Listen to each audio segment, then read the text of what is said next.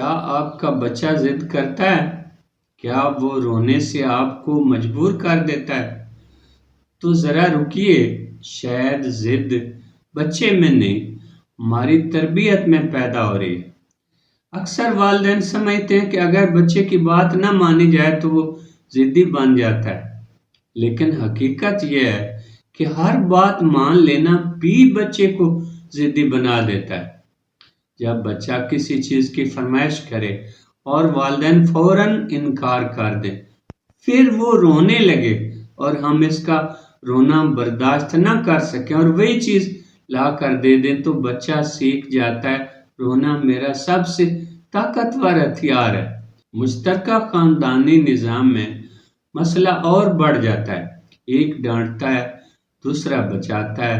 بچہ سمجھ جاتا ہے میرے ساتھ دینے والے بہت ہیں۔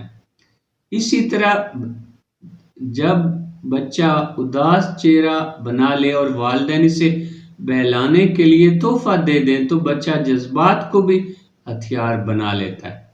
دکان پر جانے کا منظر تو ہم سب جانتے ہیں، چپس، ٹافیاں، لیزر، پھر ضد، رونا اور آخرکار خریداری۔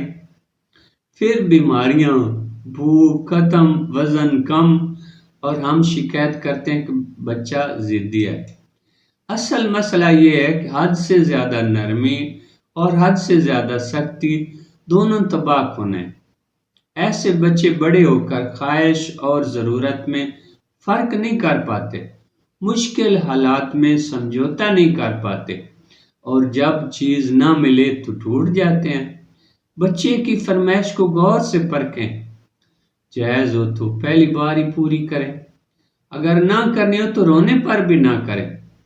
بچے کو رد عمل کا موقع دیں، مار، ڈانٹ اور جھوٹے وعدوں سے پرہیز کریں، تشدد نہیں، گھائل کرنا سیکھیں۔